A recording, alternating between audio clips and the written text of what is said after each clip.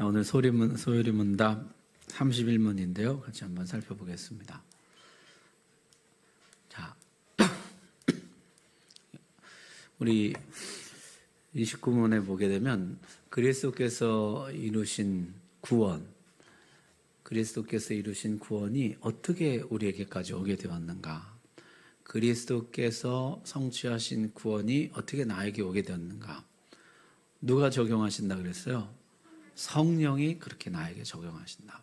그리스도께서 이루신 구원을 오늘 나에게 적용하신다. 성령이 그렇게 하시는 것이죠. 그럼 어떻게 하시느냐? 어떻게 2000년 전의 구원을 오늘 나에게 적용하시느냐?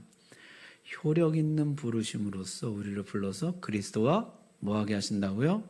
연합하게 하신다. 그래서 성령께서 나를 불러서 그리스도와 연합하게, 하나 되게, 한 몸 되게 하심으로 그리스도의 구원이 나에게 오게 하신다. 나의 것이 되게 하신다 그랬죠.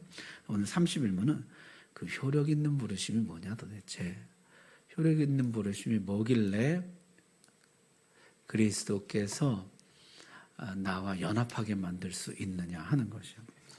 제가 한번 읽어보겠습니다. 여러분 답을 읽으십시오. 효력 있는 부르심이 무엇인가?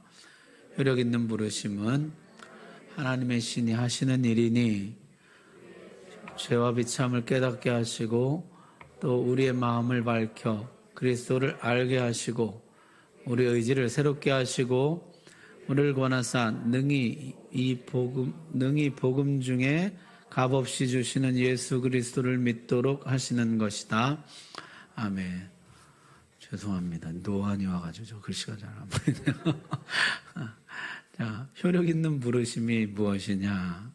그래서 31문은 효력 있는 부르심이 도대체 뭐냐? 이거고 다음 주 하게 될 31문은 효력 있는 부르심의 유익이 무엇이냐? 이렇게 이제 두 주에 걸쳐서 이 효력 있는 부르심에 대해서 우리가 살펴보려고 합니다. 자, 효력 있는 부르심. 예수 그리스도와 우리를 하나 되게 하는 그 성령의 부르심, 그 하나님의 부르심. 그게 도대체 뭐냐? 거기에 대한 답을 이렇게 해놨어요. 효력 있는 부르심은 하나님의 신이 하시는 일이니, 이게 이제 첫 번째, 하나님이 하시는 일이다. 그것이죠. 그 다음에 우리의 죄와 비참을 깨닫게 하시고 우리의 마음을 밝혀 그리스도를 알게 하시고 우리의 의지를 새롭게 하시고 우리를 권하사 능히 복음 중에 값없이 주시는 예수 그리스도를 믿도록 하시는 것이다. 이렇게 되어 있어요. 그러니까 효력 있는 부르심에 대해서 오늘 우리가 살펴볼 거는 이거는 누가 하시는 일이에요? 하나님이 하시는 일이다. 그 다음에는 이 부르심을 입은 결과 어떻게 되냐면은 나의 죄와 비참을 알게 되고 그 다음에 눈이 밝아져 그리스도를 알게 되고 우리의 의지가 새롭게 되고 예수 그리스도를 믿게 된다. 그래서 하나가 된다. 이런 뜻이에요. 자, 성경에는요. 우리 죽은 영혼이 살아남, 죽은 자가 살아남. 이들이 죽었어요. 그런데 이제 살아나는 것이죠. 근데 어떻게 도대체 살아나게 됐느냐. 그것을 밝혀주는 말씀들이 있습니다. 에스겔의 환상에 보니까 골짜기로 성령이 나를 이끌어 가시는데 가니까 마른 뼈가 가득했잖아요. 그들이 곧 살아나서 일어서는데 극히 흥분되더라. 자, 이 마른 뼈가 어떻게 살아났습니까? 어떻게 살아났죠? 실력이 없어도 시력만 있으면 할 수 있는. 어떻게 살아났어요? 내가 그 명령대로 되어나였더니. 자, 살아나기 전에 어떤 일이 있었냐면 이 뼈들에게 하나님의 말씀 선포가 있었다는 것이에요. 자, 이 뼈들이 살아났어요. 죽은 뼈가 살아났어요. 어떻게 살아났냐? 대언이 있었다는 거예요. 대언. 그들에게 하나님 말씀을 선포하는 일이 먼저 있었다는 거죠. 그래서 에스겔의 환상 보니까 마른 뼈가 다 살아나네. 그런데 그 앞에 말씀을 선포하는 일이 있더라. 자, 루디아가 회심하는 장면이 이제 사도행전에 나오죠. 사도 바울이 복음을 전하러 갔어요. 근데 이제 물가에서 루디아를 만나게 되죠. 네, 주님이 그 마음을 여셔서 바울이 전한 복음을 따르게 하셨다는 것이에요. 마음을 여셔서 따르게 하셨는데 마음을 열기 전에 뭐가 있었어요? 말을 듣고 있을 때, 루디아가 하나님의 복음을 듣고 있을 때 마음을 여는 역사가 일어났다는 거죠. 여러분, 이게 굉장히 중요한 순서예요. 마음을 열고 말씀을 들은 것입니까? 말씀을 들을 때 마음이 열린 것입니까?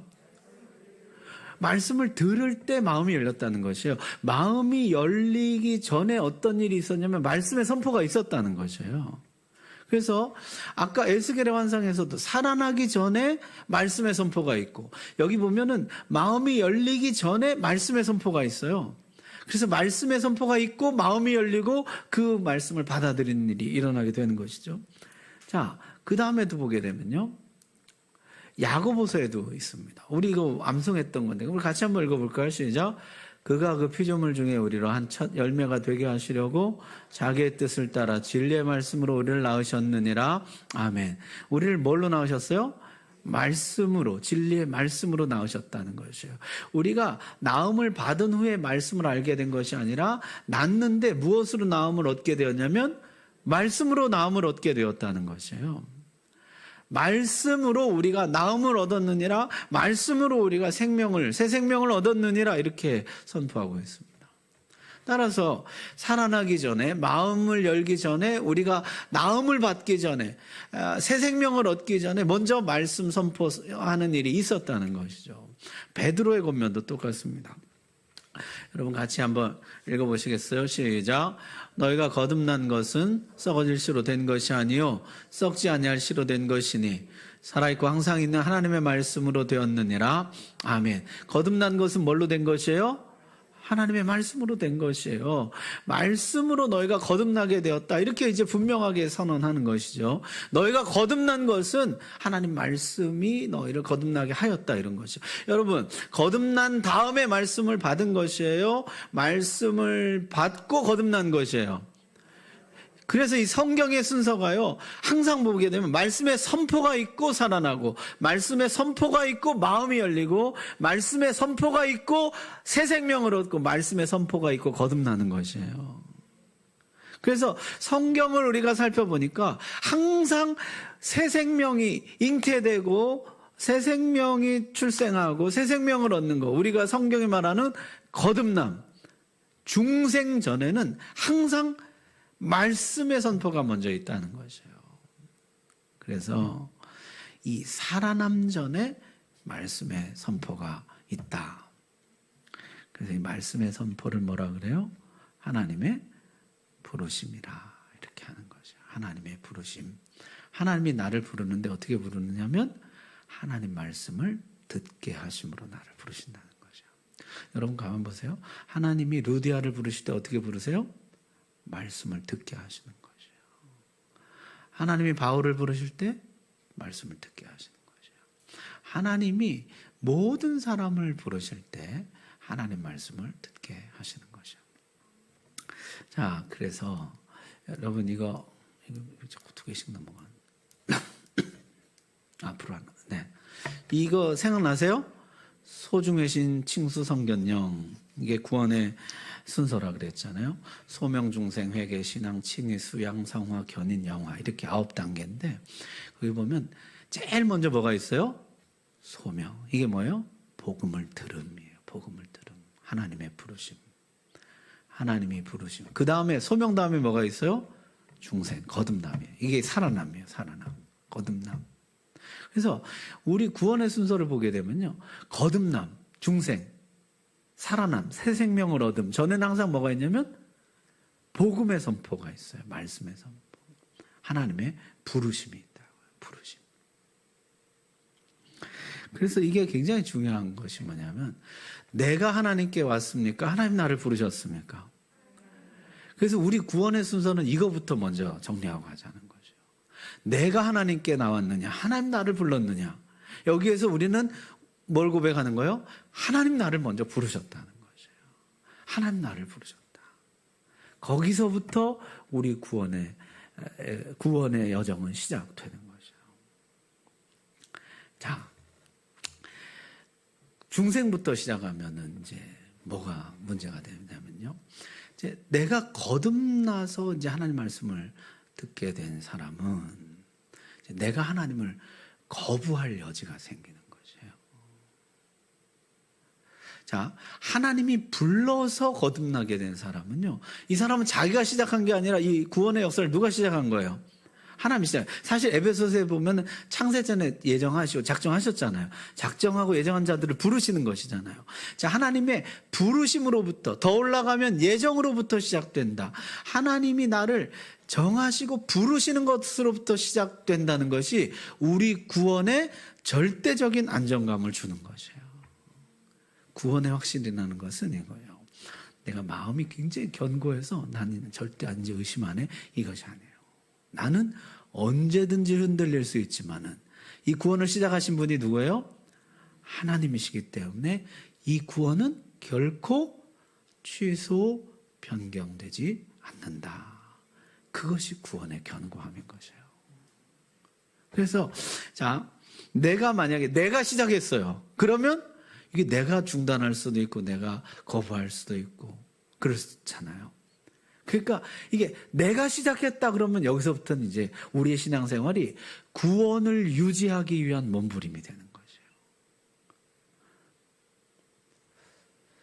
너무 심오한 얘기를 하니까 여러분들 그래서 교회 생활 전체가요, 신앙생활 전체가 이 구원을 안 잊어버리려는 몸부림이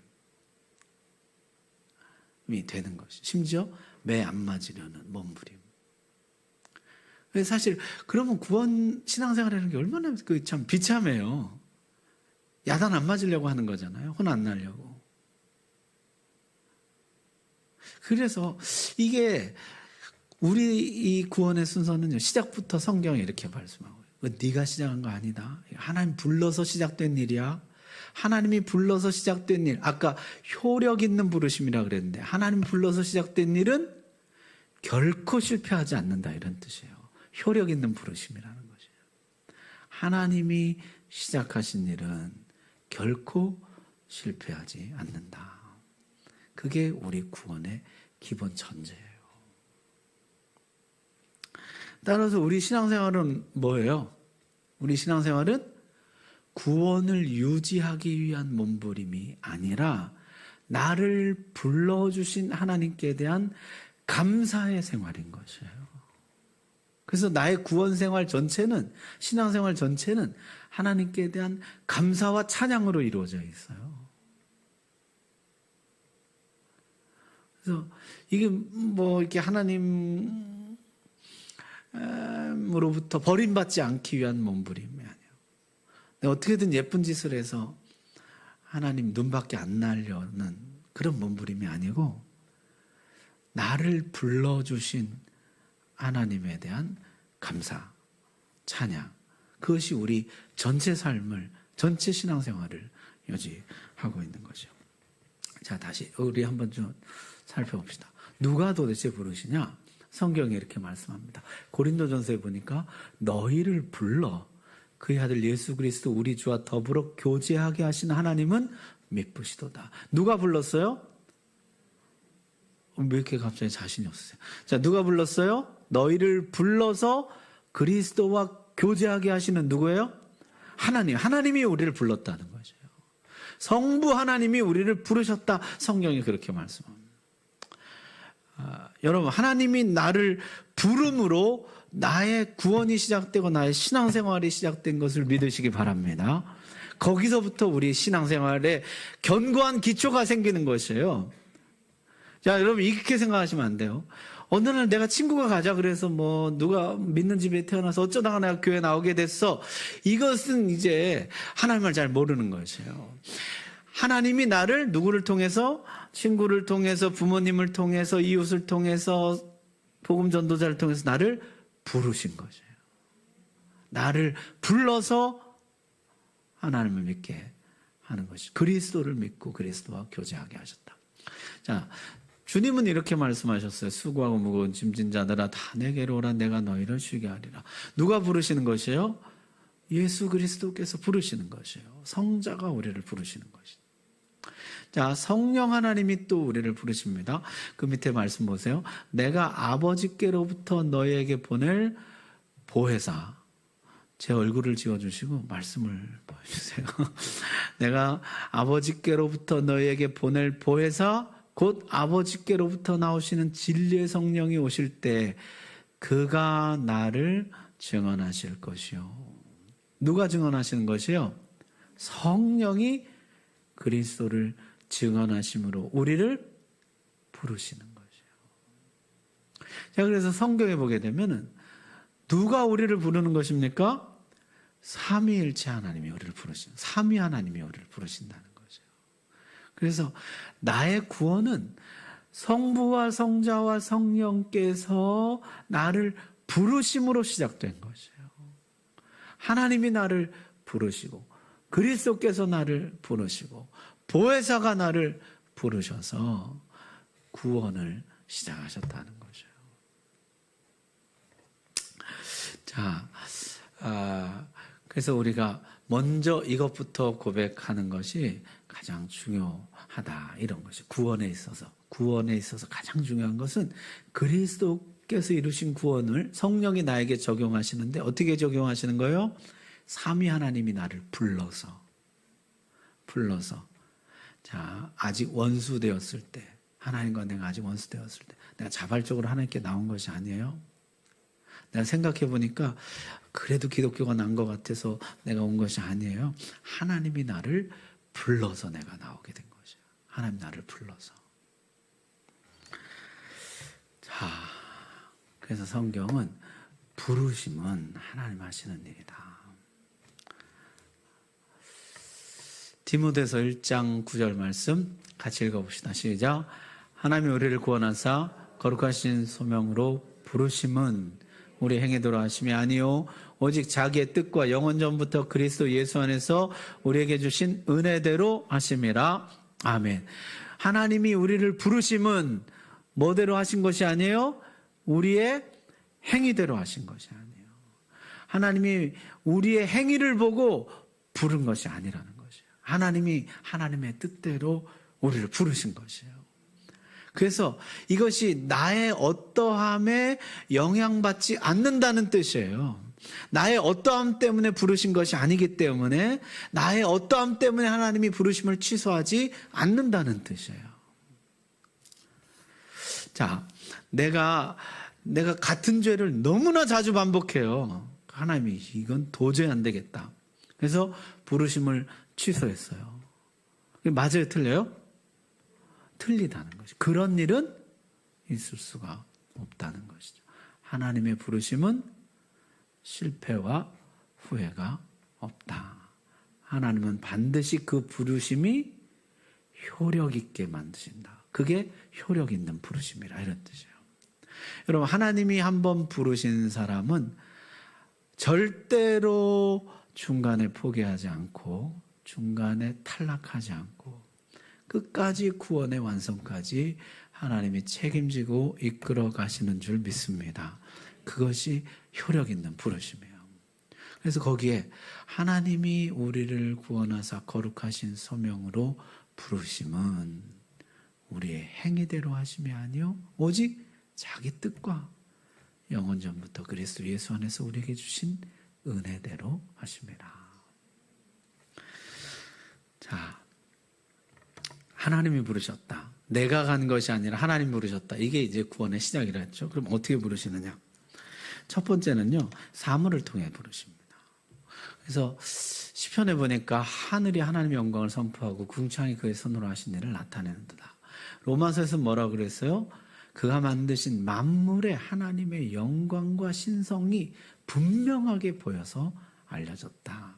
그래서 하나님이 우주 만물을 통해서 자연 만물을 통해서 우리의 양심을 통해서 우리 안에 일어나는 어떤 사건들을 통해서 우리를 부르신다는 것이요. 이것이 사물을 통한 부르심이에요. 자, 사물을 통한 부르심이 있고 말씀을 통한 부르심이 있는데 사물을 통한 부르심은 한계가 있어요. 사물을 통한 부르심은 어디까지 부르심이냐면 하나님이 살아있구나, 창조주가 계시구나, 절대자가 계시구나까지 부르심이에요. 하나님이 계시구나. 창조주가 계시구나. 절대자가 계시구나. 그것을 알게 하는 부르심이에요. 그게 사문을 통한 부르심이에요. 자, 말씀을 통한 부르심 한번 잘 아는 말씀이죠. 같이 한번 읽어봅시다. 시작. 누구든지 주의 이름을 부르는 자는 구원을 받으리라. 그런즉 그들이 믿지 아니하는 이를 어찌 부르리요? 듣지도 못한 이를 어찌 믿으리요? 전파하는 자가 없이 어찌 들으리요? 아멘. 자, 주의 이름을 부르는 자는 누구나 구원받습니다. 그런데 주의 이름을 부르려면 어떻게 해야 돼요? 믿어야 부르지. 안 믿는데 어떻게 주의 이름을 부르겠느냐. 그런 것이에요. 자, 근데 믿으려면 어떻게 해야 돼요? 들어야 믿지. 듣지 못하는데 어떻게 믿겠느냐. 거기 아주 중요한 말씀이 있죠. 지구 역사상에 듣지 못하고 믿는 사람이 있어요? 없어요? 없어요. 복음을 듣지 못하고 주님을 믿는 사람은 아무도 없습니다. 항상 아까 우리 앞에서도 살펴봤지만 살아남 전에 뭐가 있어요? 말씀의 선포가 있어요. 마음을 염 전에 뭐가 있어요? 말씀의 선포가 있어요. 거듭남 전에 말씀의 선포가 있어요. 새 생명 전에 말씀의 선포가 있어요. 듣지 못한 일을 어찌 믿으리요? 들음이 없이는 믿음이 있을 수가 없어요. 믿음은 어디에서 나요? 들음에서 나요. 듣지 못하고 믿는 사람은 없습니다. 자, 여기서 퀴즈 그럼. 지금까지 살아온 모든 사람 중에 지금 인구가 70억인데 지금까지 살았던 아담부터 지금까지 살았던 모든 사람 다 따지면 얼마나 될지 모르겠습니다만 그들 중에 그래도 한 사람쯤은 제가 살다 보니까 예수 그리스도를 믿는 것 외에는 내가 구원받을 길이 없겠다. 그걸 깨달아서 복음을 듣지도 못했는데 그걸 깨달아서 스스로 예수 그리스도를 믿은 사람이 있을까요? 없을까요? 한 사람도 없다는 것이죠. 한 사람도 없다. 듣지 않고 믿는 사람은 한 사람도 없습니다. 이것이 굉장히 중요한 것이에요. 듣지 않고 믿는 자는 없다. 따라서 그 다음에가 뭐예요? 전파하는 자가 없이 어찌 들으리요? 가서 전하라는 것이죠. 선포가 없이 어찌 듣겠느냐. 자, 말씀을 통한 부르심은 어디까지 갑니까? 믿음과 구원까지 가요. 말씀을 통한 부르심은 믿음과 구원까지 가는데 사물을 통한 부르심은 뭐까지 가요? 하나님에 대한 두려움까지 가는 것이에요. 하나님에 대한 두려움. 하나님이 있구나. 하나님 무섭구나. 거기까지 가는 거예요. 그래서 하나님이 우리를 부르시는 방법이 두 가지예요. 사물을 통해서 부르세요. 그 사물이라는 것이 우주 만물, 자연 만물, 양심 뭐 이런 것이에요. 그것을 통해서 우리를 부르세요. 하나님이 이렇게 무서운 분이구나. 거기까지 알게 하는 것이에요. 그런데 말씀을 통한 부르시면 어디까지 간다고요? 믿음과 구원까지. 믿음과 구원까지. 그래서 이 말씀을 통한 부르심을 가만 보면 이렇게 되어 있어요. 구원을 받는다는 거예요. 구원을 받는데 누가 구원받습니까? 주의 이름을 부르는 자가 구원받아요. 주의 이름을 부르는 자가 구원받아요. 이 부름이 있어야 돼요. 주를 찾음, 주의 이름을 부름, 주여 예수 그리스도를 나의 구주로 고백한 이 신앙 고백이 있어야지 구원을 받는다고요. 그런데 이 부름, 주를 찾음, 이 신앙 고백은 어디에서 나오냐면 믿음에서 나온다. 믿지 않는 자는 주를 찾지 않는다는 것이에요. 믿지 않는 자는 주를 부르지 못해요. 그래서 이 부름은 믿음으로부터 나온다는 것이에요. 근데 이 믿음은 어디서 나옵니까? 들음에서 나온다는 것이 들음. 이 믿음은 들음으로부터 나옵니다. 들음은 어디로부터 나와요? 전함으로부터 나와요. 전함. 그래서 이 거꾸로 순서를 따지고 보면 이렇게 됐어요. 구원, 부름, 믿음, 들음, 전함 이렇게 됐어요. 이렇게 가면 어떻게 해요? 전함, 들음, 믿음, 부름, 구원 이렇게요. 따라서 하나님 말씀에 대한 선포, 전파가 있고 그 전파된 말씀, 선포된 말씀을 들음이 있고 듣는 자 중에 믿는 자가 있어요. 믿는 자가 그리스도를 찾고 그리스도를 찾는 자가 구원을 받는다. 이렇게 되어 있습니다. 따라서 그리스도의 말씀을 들음으로부터, 자, 그리스도의 말씀을 누군가가 선포함, 그것을 들음으로부터 우리 구원이 시작되는 것이요. 자, 그래서 하나님의 구원 역사, 자, 하나님의 부르심부터 시작하죠. 하나님 우리를 부르시는데 뭘 통해 부르신다고요? 사물을 통해서나 말씀을 통해서. 근데 구원을 시작하는 부르심은 뭘 통한 부르심이에요? 말씀을 통한 부르심이에요. 자, 오늘 첫 번째 나눔이 이것입니다. 여러분은 언제 어떻게 부름을 받았습니까? 하나님이 언제 어떻게 여러분 부르셨어요? 여러분이 처음 복음을 듣고 깨닫고 예수 그리스도를 영접하였던 때가 언제입니까? 자, 부르심의 추억에 대해서 좀 나누고 계속해서 말씀 나누도록 하겠습니다. 옛 추억에 젖어 계신데 나오기가 조금 우리가 다 내가 믿은 것 같아도 돌이켜보면은 다 하나님 부르심이었죠. 하나님 나를 부모님을 통해서 또 친구를 통해서 또 누군가를 통해서 불러주신 것이죠. 자, 부르심은요 이렇게 구성되어 있습니다. 다음 페이지 네, 부르심의 구성명. 첫 번째는요 복음이 제시돼요. 복음이 뭐예요? 한마디로 하면 유앙겔리온, 이 복음이라는 것은요 승전보예요. 승전보.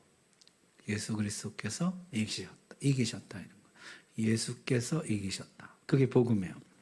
뭘 이기셨습니까?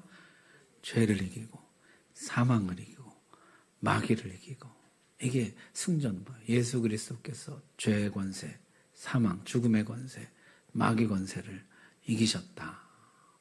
요게 이제 복음이에요. 그래서 부르심은 이렇게 되어 있어요. 첫 번째 복음이 제시됩니다. 예수께서 이기셨다. 그 다음엔 뭐가 있냐면 초청이에요. 초청. 이 예수 그리스도를 영접해라는 거죠. 이 예수 그리스도를 영접하라. 그래서 우리 전도 집회 같은 거 할 때 어떻게 합니까? 예수 그리스도를 영접하실 분은 자리에서 일어나라든지 앞으로 나오라든지 초청을 하잖아요. 이 예수 그리스도를 영접하라는 거죠. 죄와 사망과 마귀를 이기신 예수 그리스도를 영접하라. 그럼 뭐예요? 약속이 주어집니다. 그 약속은 뭐예요? 너도 이길 수 있다는 거죠. 그리스도 안에서 너도 그 승리를 얻게 된다. 너도 죄를 이기고 사망 권세를 이기고 마귀 권세를 이기게 된다. 이것이 부르심이에요. 하나님의 부르심. 하나님이 우리를 부르실 때 이 복음이 우리에게 선포되게 하시고 우리를 부르세요. 초청하세요. 이 예수를 영접하라고. 그리고 이 예수를 영접할 때 너에게 구원이 주어질 것이다.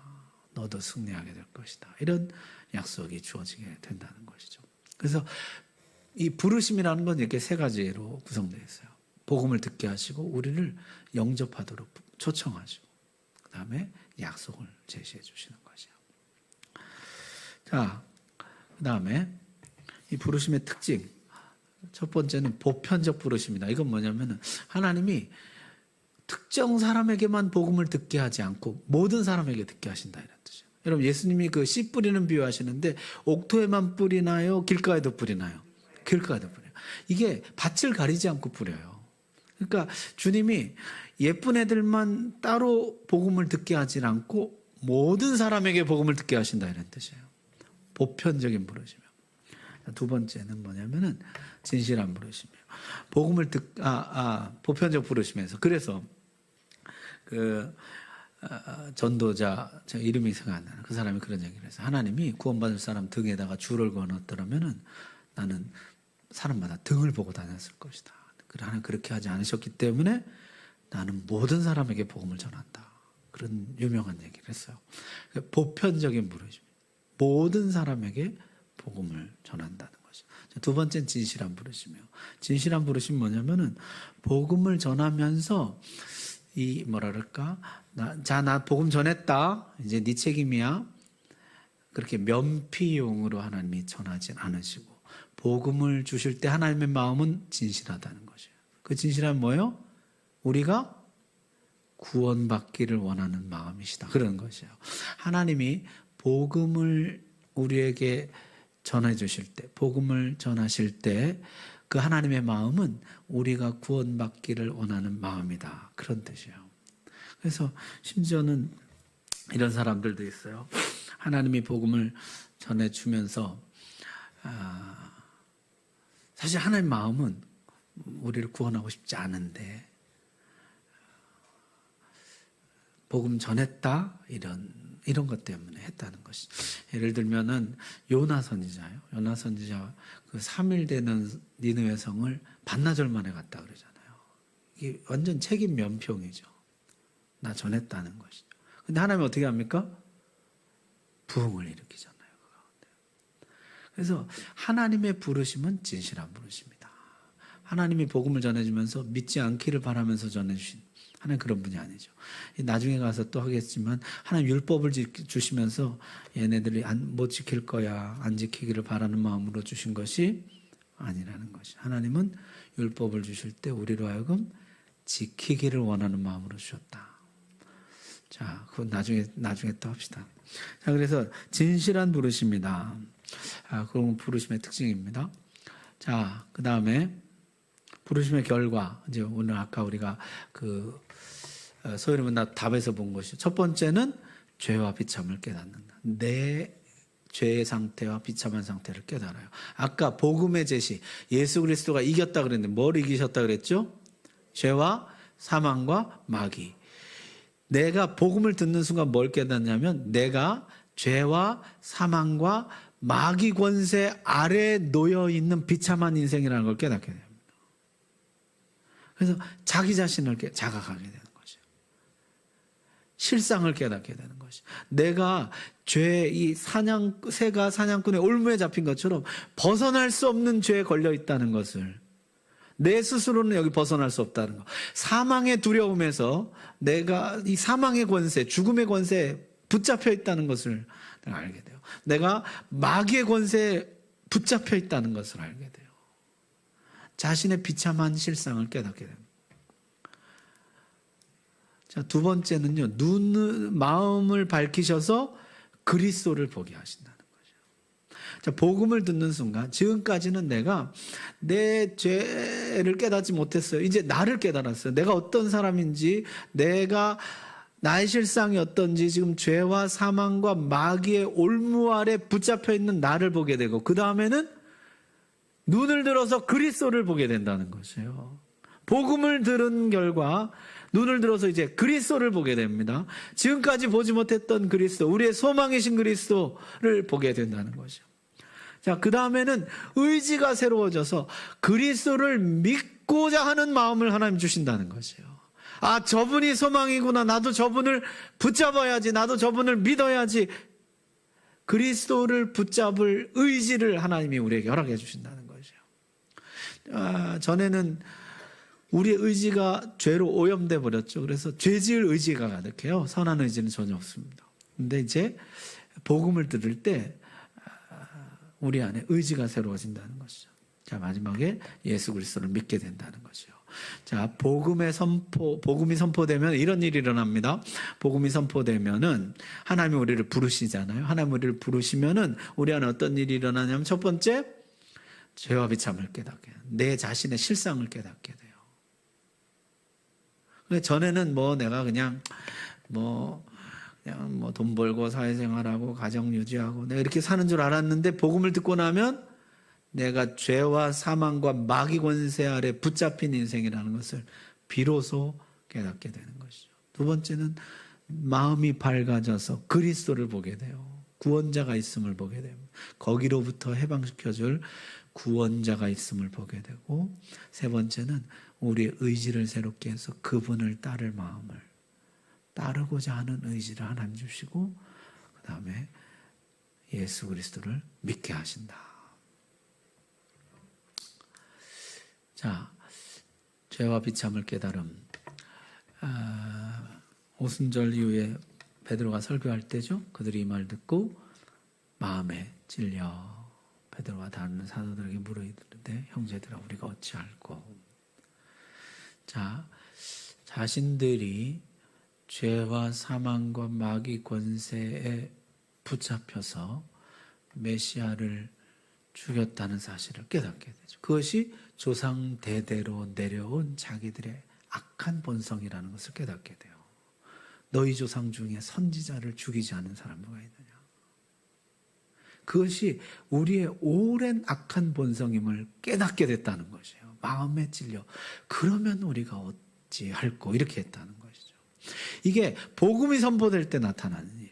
복음이 제시될 때, 하나님의 부르심을 받을 때 우리 안에 처음 나타나는 현상이 뭐예요?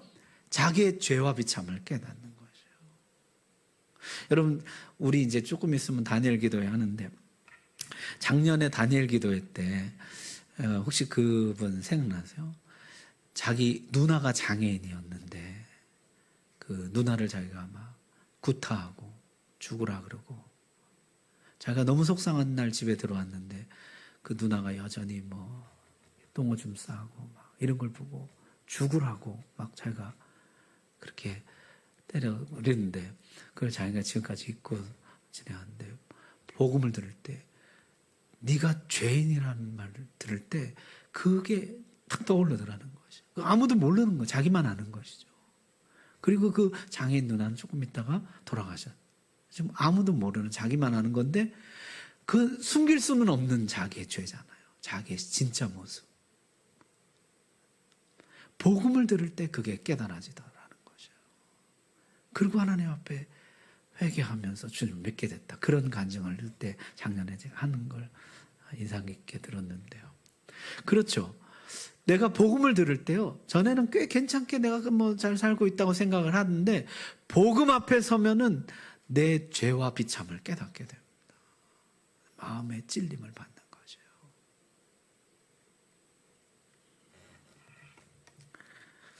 자, 그런데 성경에는 좀 재미난 일도 있어요. 스데반이 복음을 전할 때 어떤 일이 일어나죠? 마음에 찔리지 않고 일을 가는 사람들이에요. 여러분, 복음을 제일 잘 전한 분은 누구겠어요? 예수님이죠. 예수님이 전한 복음을 듣고 모든 사람이 다 구원받았습니까? 대제사장들은 우리는 아브라함의 자손이다 이러면서 예수님을 배척하고 십자가에 못 박았죠. 그러니까 다 주님을 깨닫는 것이 아니에요. 다 자신의 죄와 비참을 깨닫는 것이 아니에요. 자신의 죄와 비참을 깨닫는 사람들이 있다는 것이에요. 자, 똑같이 복음을 전하는데 누구는 죄와 비참을 깨닫고 누구는 죄와 비참을 깨닫지 못해요. 왜 이런 차이가 벌어질까요?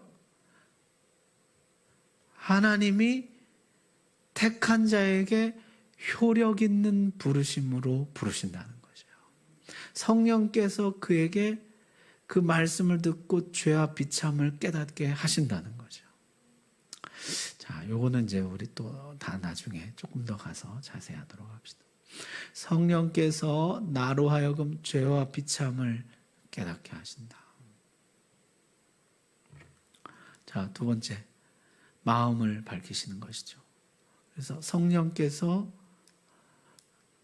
우리 마음의 눈을 밝혀서 전에는 볼 수 없었던 예수 그리스도를 보게 하신다는 것이요. 그리스도를 알게 하신다. 자, 성령께서 우리의 눈을 밝혀서 예수 그리스도를 보게 하신다.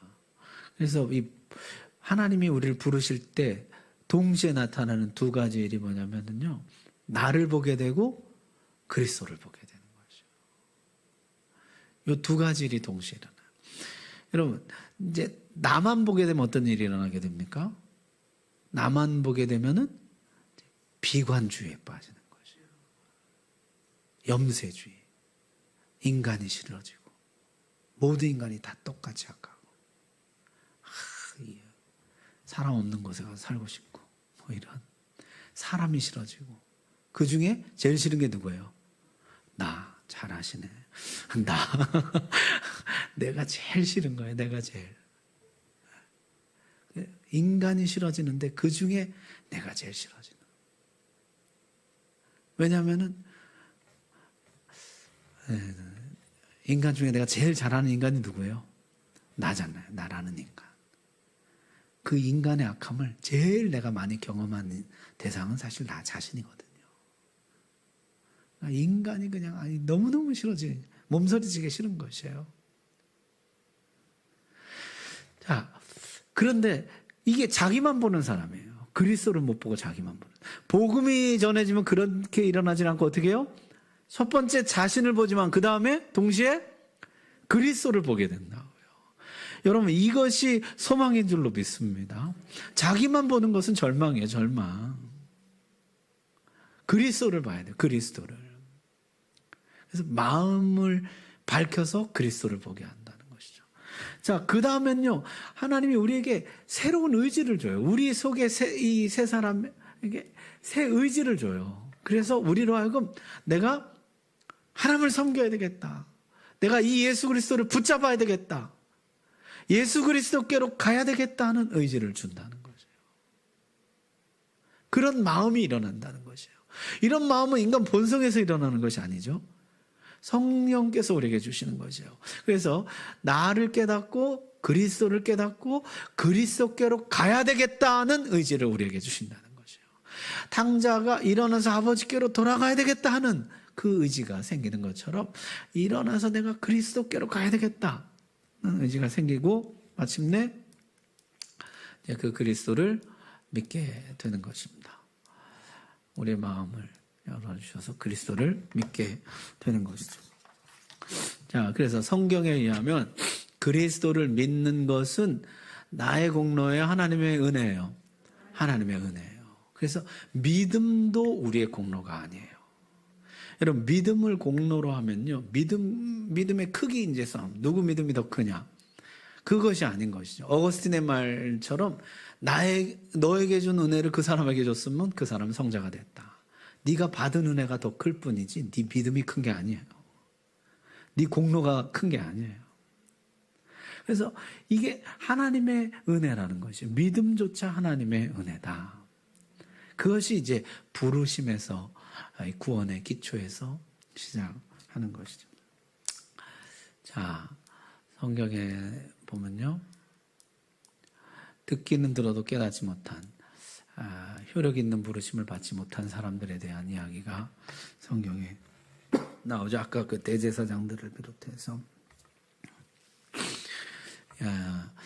하나님의 부르심을 받지 못한 사람들, 이 사람들 똑같이 복음을 듣지만 깨닫지 못합니다. 방금 네 가지 그 부르심의 결과가 나타나지 않아요?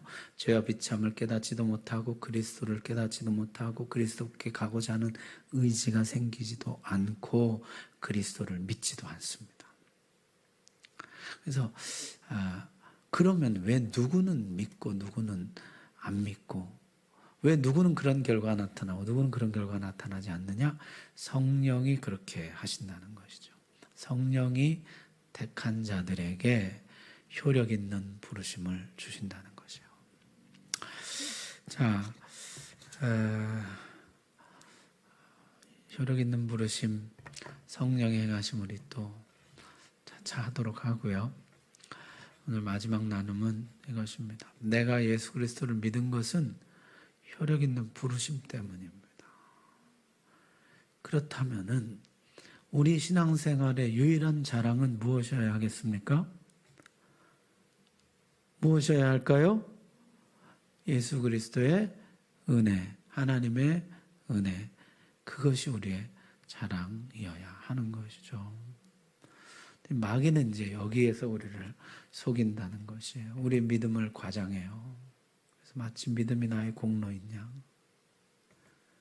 믿음 좋다고 자랑하는 것 같이 어리석은 것이 없다는 것이에요.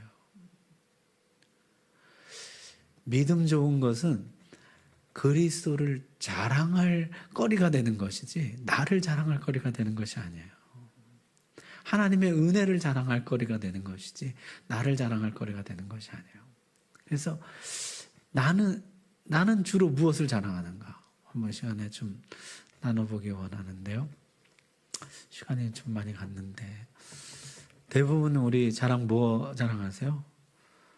남편 자랑, 자식 자랑, 애들 공부 잘하는 거 자랑, 애들 좋은 직장, 애들 결혼 잘한 거,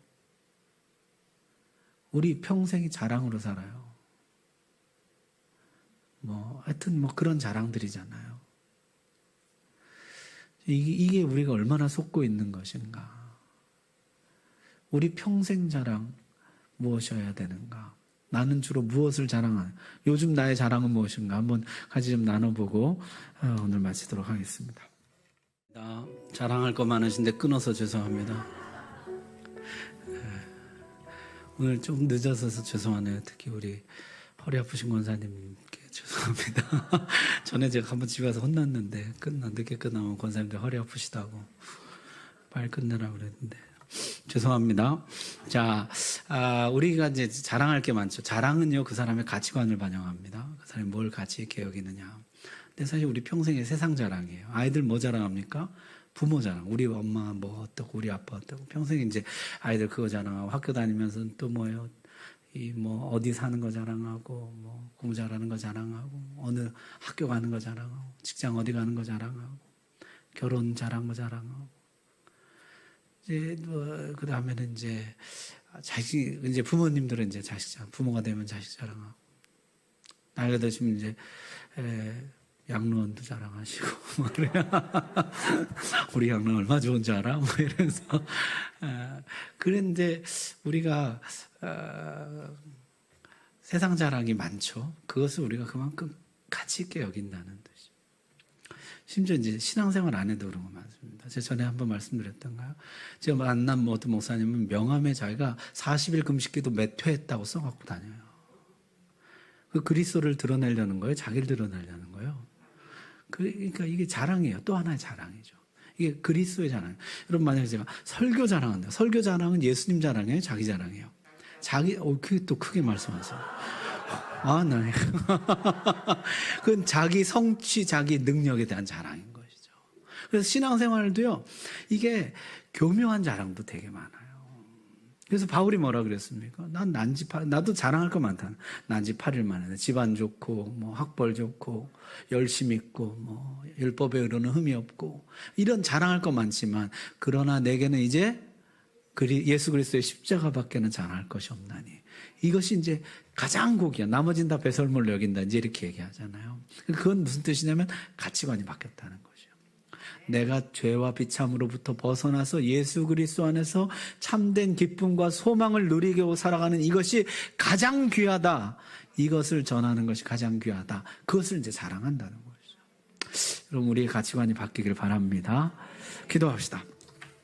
자, 우리 시간에 기도할 때 오늘 효력 있는 부르심 두 가지인데요. 첫 번째요, 이 구원은 하나님의 부르심으로부터 시작된 것이기 때문에 절대적으로 안전하다는 것이에요. 이 부름은 하나님께로부터 시작됐다. 이것이 매우 중요하고요. 따라서 우리의 자랑은 하나님 나를 불러주신 은혜에 대한 자랑이지 내가 주님께 나온 것에 대한 자랑이 아니라는 것이에요. 그래서 하나님, 내가 나를 불러주신 하나님의 은혜, 나를 불러서 하나님의 백성 삼아주시고 이 소망을 누리고 이 기쁨을 누리고 이 평안을 누리고 이 자유를 누리게 하신 하나님의 은혜를 자랑하며 살아가는 인생이 되게 해 주옵소서. 우리 다 같이 기도하겠습니다.